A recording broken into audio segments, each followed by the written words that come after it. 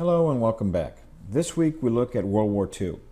Just 20 years after the end of the Great War, the world once again immersed itself in a violent and destructive conflict that lasted 6 years and claimed the lives of over 60 million people.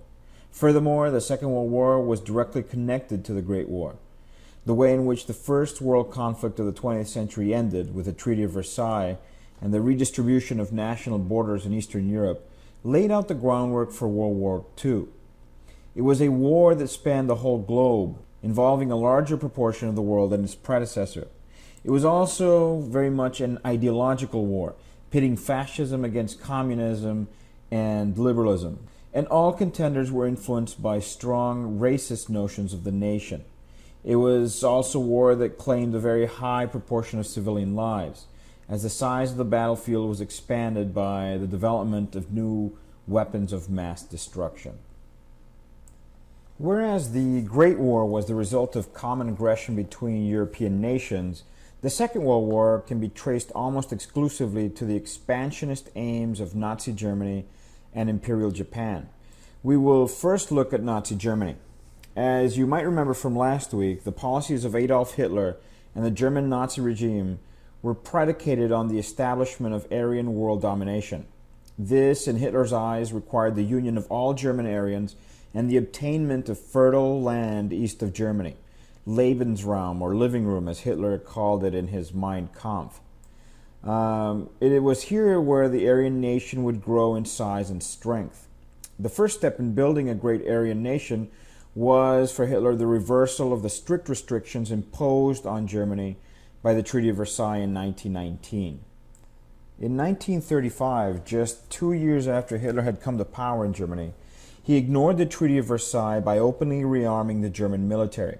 A year later, in 1936, the treaty was again ignored when the German army entered the Rhineland, the most heavily industrialized region of Germany, and a region that the Treaty of Versailles had established as a military buffer zone to ensure Germany could not attack France by surprise.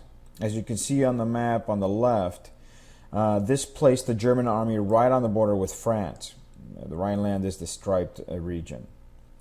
Even though France and Great Britain threatened Germany with military action, they did not do anything when Hitler finally ordered the German army to move into the Rhineland, for fear that it would kick off another devastating war like the Great War. Rather than take decisive action against the openly aggressive Nazi regime, France and Great Britain opted instead to appease Hitler, convinced at least partially by the German leader's claims that he only had interest in occupying German land. This, after all, the Rhineland was part of Germany. Later that year, Hitler continued to expand Germany's borders by moving his armies into Austria. Here again, Hitler justified the invasion by claiming that it was the fulfillment of the Anschluss, or union, of a greater German nation made up of the German-speaking regions of Germany and Austria. Austrians were not completely opposed to the occupation. Many of them, in fact, voted in favor of the union in a referendum held later that year. Of course, this was done under the auspices of a German occupation. Once again, France and Great Britain stood by as German troops further expanded the empire. Hitler then turned his attention to Germany's southern neighbor, Czechoslovakia. Once again claiming he wanted to reunite all Germans under one nation, in 1938, Hitler demanded that he be allowed to occupy the Sudetenland, a Czech region that was roughly 80% German-speaking. Czechoslovakia refused and prepared itself for war. However, after meeting with Hitler in Munich, the French and British governments forced Czechoslovakia to hand over the Sudetenland to Germany. In exchange, Hitler promised he would not occupy any more land. The British Prime Minister, Neville Chamberlain, the last man on the left in this image, returned from Munich with Hitler's promise written on a piece of paper that he waved vigorously in the air and proudly announced had established peace in our time. Within a few weeks, though, Germany occupied the rest of Czechoslovakia, openly contradicting his promise to stop expanding. Appeasement of France and Great Britain had proven a complete failure. A year later, Germany turned its eyes to Poland, its eastern neighbor, with Hitler once again demanding that the Germans living in Poland be allowed to join the Greater Germany. France and Britain's threats of war did not worry Hitler. The greater obstacle to German eastern expansion was Stalin's Soviet Union further east. With one of the largest armies in the world, the communist regime was also an avowed enemy of Nazi ideology and Hitler's regime. However, in the late summer of 1939, Germany and the Soviet Union surprised everyone by signing a non-aggression pact, promising not to attack each other. With the pact, Hitler had the green light from Stalin to invade Poland. But the pact went further. What other countries did not know is that the pact had secret clauses in which Germany and the Soviet Union agreed to invade Poland at the same time and divide the country between them. As you can see in this cartoon, the two most powerful European authoritarian dictators are putting aside their great ideological differences to conquer a common goal, Poland. In the cartoon, a smiling Hitler greets Stalin by saying, "The scum of the earth, I believe?" To which an also smiling Stalin responds, "The bloody assassin of the workers, I presume?" On September 1st, 1939, Germany invaded Poland. This time around, however, France and Great Britain, finally aware that appeasement had failed miserably, finally declared war on Germany in defense of Poland. Within a few days, the Soviet Union entered Poland as well, from the east in this case. World War II had begun. Poland fell in 4 short weeks. The German army used it to great success, a new battle tactic called Blitzkrieg, or lightning war, which consisted in breaking through enemy lines by concentrating the firepower of airplanes, artillery, and tanks in a small area of the front. These fast-moving Blitzkrieg tactics caught by surprise Germany's enemies, which expected fighting to resemble more the stalemate of trench fighting that had typified the Great War 20 years earlier. A few months after defeating Poland, Germany used Blitzkrieg tactics to knock France out of the war in just under 6 weeks. Here you have a picture of Hitler in Paris in June 1940 to accept France's surrender. Hitler made French officials sign the surrender in the same train car that Germany had signed its surrender at the end of the First World War, symbolically reversing the Treaty of Versailles. But France was not enough for Hitler, for his real objective all along had been the Soviet Union. In his Mein Kampf, written in 1923, you might remember Hitler had clearly stated that it was to the east of Germany that the Aryan nation would obtain its Lebensraum, or living room. The Soviet Union also had raw materials necessary for fighting a war for world domination, including petroleum, wheat, and manpower.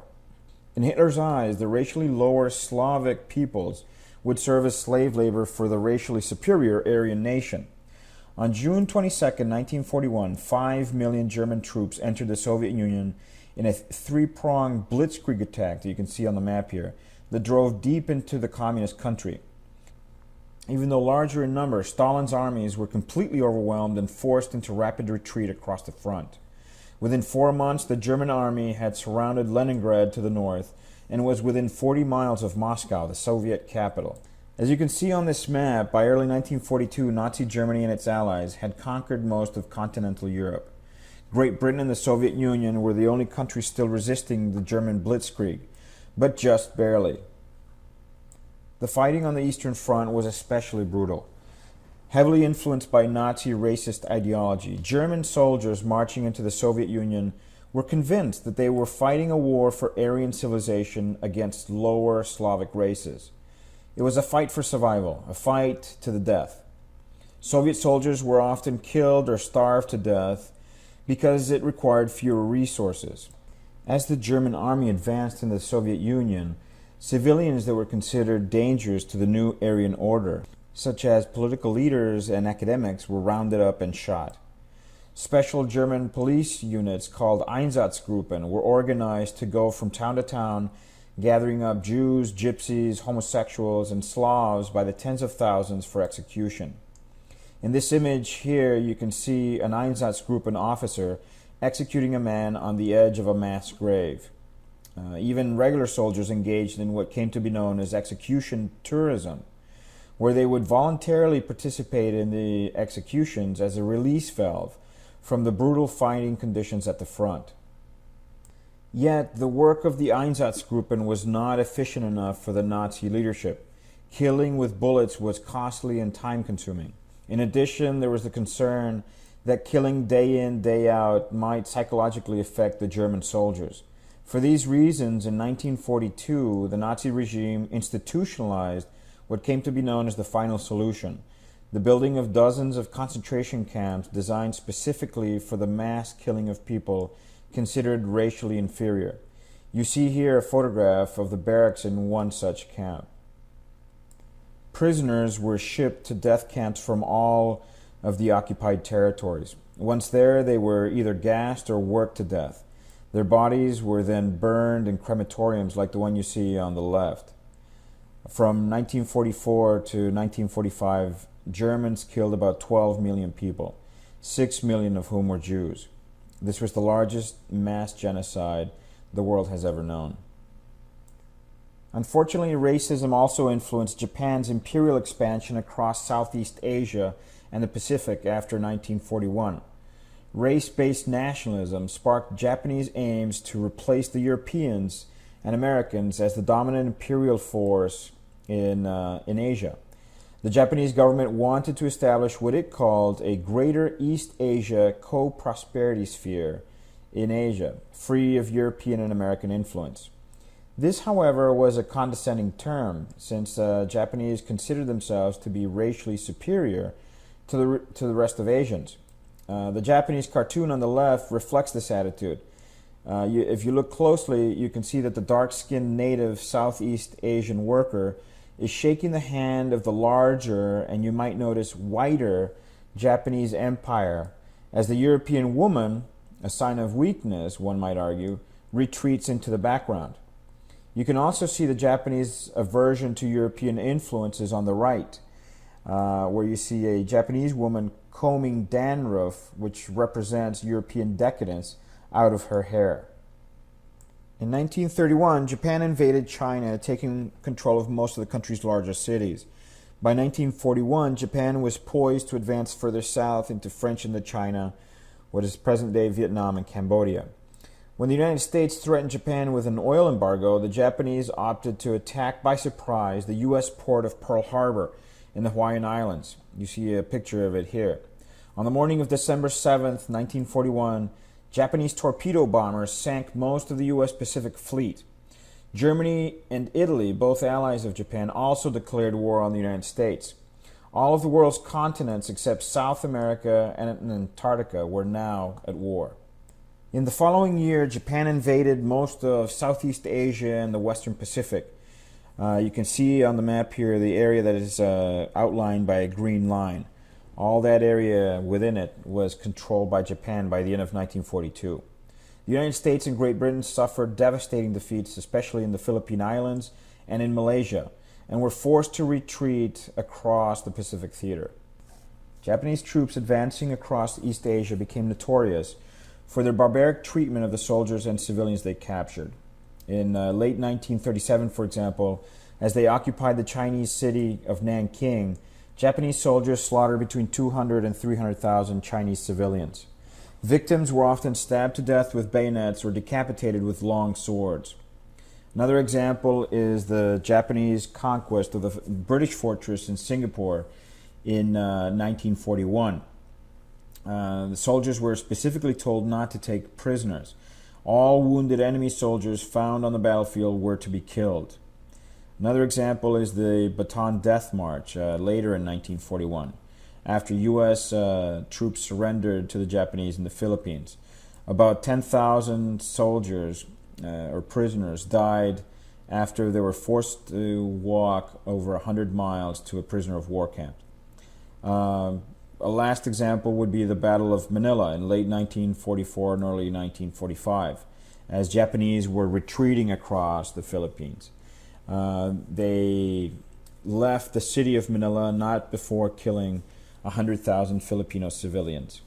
Some sources place the total number of civilians killed by the Japanese across East Asia during the whole of the Second World War at about 15 million. But U.S. attitudes towards the Japanese were also racist in nature. American soldiers going into battle against the Japanese were typically told that, quote, the Jap, which is a derogatory term for Japanese, the Jap is weaker and less intelligent than you. American soldiers were also told the Japanese did not make good fighter pilots because they were all nearsighted and needed glasses. In the U.S. press, Japanese soldiers were typically portrayed as animalistic and monkey-like. You can see on the left the swinging Japanese monkey with a knife ready to stab American and Soviet soldiers. On the right, you see another demeaning reference to the Japanese, in this case compared to a buck-toothed louse.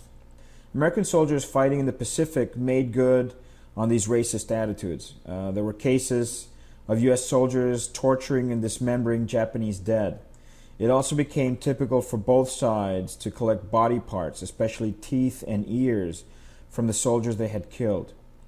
Back in the United States, over 100,000 Japanese Americans living on the West Coast were forcibly interned in concentration camps for the duration of the war, considered dangerous and potential traitors. However, the same would not happen to German or Italian Americans.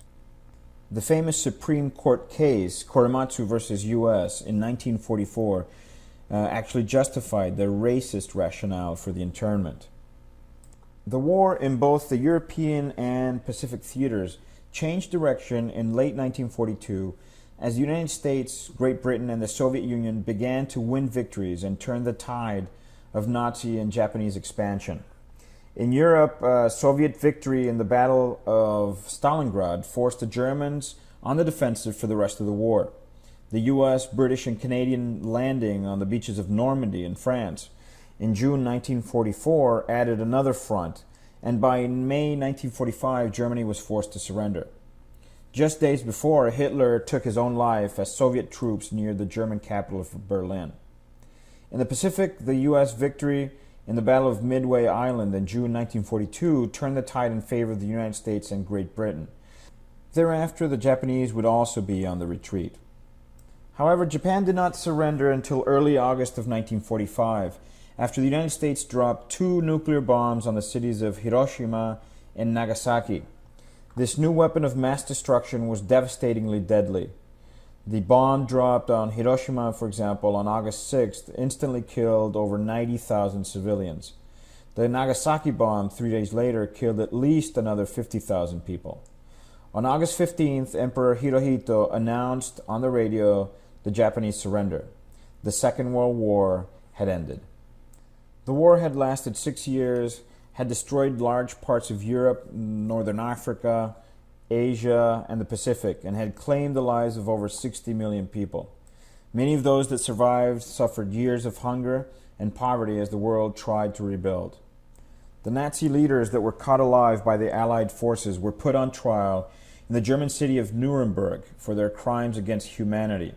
They were made to take responsibility for war crimes and the final solution. Many were found guilty and sentenced to death. Interestingly enough, some of the racist attitudes that had permeated the war survived to influence post-war relations. In the image, you see a U.S. soldier with a new friend on his shoulder, a Japanese soldier that is portrayed as a frustrated monkey. As the Second World War came to a close, the alliance that had brought down Nazi Germany and Imperial Japan began to break apart, divided by ideological differences and divergent strategic objectives. The United States and Great Britain would soon face off against the Soviet Union over the division of post-war Europe.